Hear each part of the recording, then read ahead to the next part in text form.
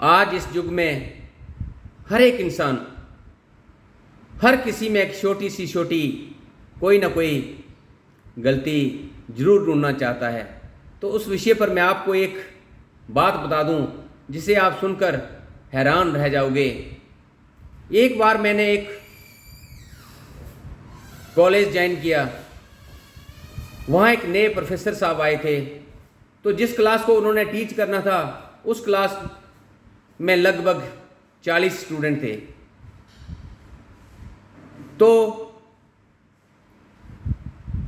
एक स्टूडेंट खड़ा हुआ, डरा हुआ, घबराया हुआ, सहमता हुआ, बोला, सर इस बर्थडे पर मेरे फादर साहब ने मुझे घड़ी गिफ्ट की थी, बड़ा ही अच्छा तोहफा था, और वो आज इसी वक्त चोरी हो गया।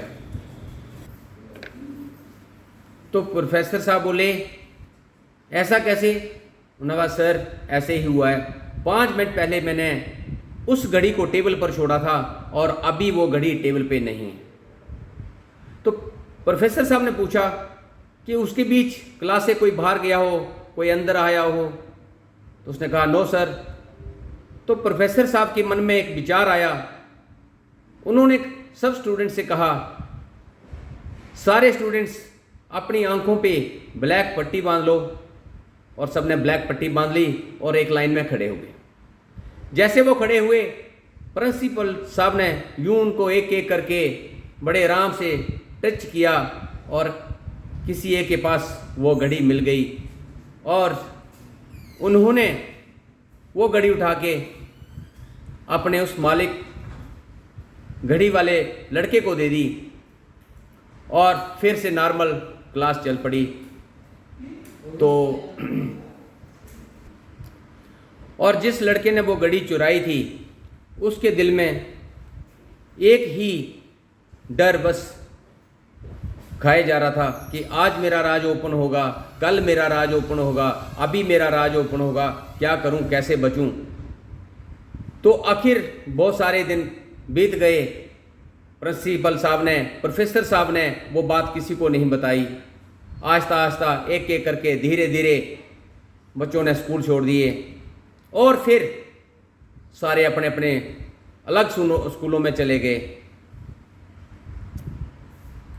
बड़े सालों बाद वो लड़का जिसने घड़ी चोरी की थी वो एक बहुत बड़ी इंडस्ट्री का इंडस्ट्रियल बन गया।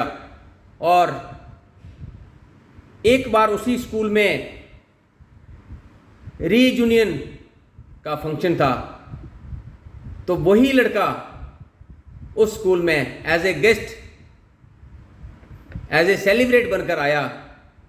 वो उस फंक्शन में आया और उसने अपने प्रोफेसर साहब के पास जाकर उनके पांव छुए।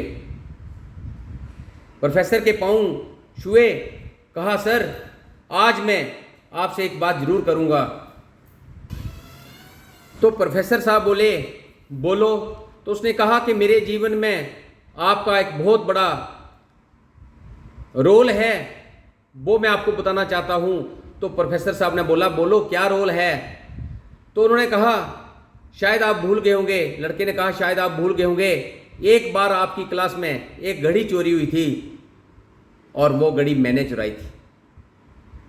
तो प्रोफेसर साहब बोले कि आपने चोरी की थी?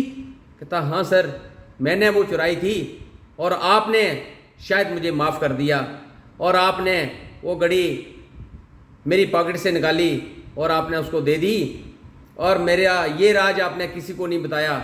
शायद आज मैं जिंदा हूँ तो आपकी वजह से हूँ, शायद आज मैं जो कुछ भी हूँ आपकी वजह से हूँ। अगर आप चाहते किसी को बता देते और मेरी इतनी इंसल्ट होती, और मैंने ये विचारधारा जरूर बना ली, मैंने ये निर्णय ले लिया था कि आखिर ये मेरा राज जब जैसे खुलता है तो मैं अपने आप को सुसाइड कर लूँगा, फंदा लगा के मर जाऊँगा। तो ये विचार मेरे मन में आया था। तो आज मैं जो भी हूँ, जिंदा हूँ, जिस कारण मैं भी हूँ, तो आपके चलते हूँ सर। आपका लाख लाख शुक्रिया कि आपने मेरी ये इंसल्ट होने से मुझे बचा लिया। तो तब प्रोफेसर साहब बोले बात ऐसे है कि जैसे मैंने आपको ब्लैंक पट्टी बंधवाई थी, वैसे मैंने खुद की आंखों पे भी ब्लैक पट्टी बांध ली थी कि मैं नहीं चाहता था कि मेरा स्टूडेंट कोई मेरे आगे मेरे नीचे लगे, या उसकी रिस्पेक्ट मेरे आगे कम हो जाए, मैं ये नहीं चाहता था। और जब मैं किसी से दुर्व्यवहार नहीं करना चाहता था, इसलिए मैंने अपनी आंखों में भी पट्टी बांध ली थी। तो ये मैं भी नहीं जानता था। तो ये सुनते ही उस लड़के की आंखों से पानी चलने लगा और लड़के ने घोट के प्रोफेसर साहब को गले मिलकर रोने लगा। प्रोफेसर के गले लगकर वो जब रोता है, यही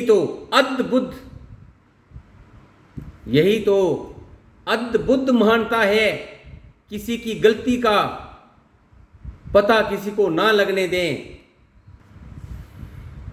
ताकि इस बात का पता होते हुए भी कि ये चोर है, इसने गलती की है, ये अपराधी है, और अपराधी होते हुए भी उसका पर्दा रखना और उसकी अपनी सेल्फ रेस्पेक्ट रखना, या उसकी बेइज्जती ना होने देना, उसका अपमान ना होने देना, इसी को महानता कहते हैं। यही एक बहुत बड़ी महानता है। तो उस अपने चेहरा उठाकर चलने का भी अधिकार हो और अपना चेहरा उठाकर चले, ना कि वो दुनिया के आगे अपनी नजरें झुकाकर चले। तो इसलिए उसने ये काम किया कि किसी की लाइफ बर्बाद होने से प्रोफेसर साहब ने ये निर्णय लिया कि उसका पता किसी को ना चले, ना खुद को चले। और आज के इस युग में हर एक इंसान, हर एक आदमी एक दूसरे में छोटी से छोटी गलती ढूंढता है। घर परिवार में माँ बाप की गलती, भाई की गलती, जीवन साथी की गलती, ऑफिस में बॉस की गलती, कुलीग की गलती, और सामान्य रूप से देखें तो देश की गलती, समाज की गलती, राजनीति की गलती, सरकार की गलती, सबकी गलतियां ढूंढ रहा है इंसान। ऐसे में क्या हम को ऐसा लोग, समाज पसंद नहीं है, नहीं रखना चाहिए, जो किसी के हर पर्दे पे पर्दा डालता है, किसी को जीने की सलाह देता है, किसी को बेइज्जत नहीं करता है? कैसे हमें वो वाला समाज नहीं चाहिए? तो प्रोफेसर साहब ने वो किया कि उसका स्टूडेंट किसी के आगे ना झुके, ना शर्माए, ना उसका अपमान हो, ना उसकी लाइफ बर्बाद हो, इसलिए उसने ये निर्णय लिया। क्या ऐसे लोगों की समाज को जरूरत नहीं है?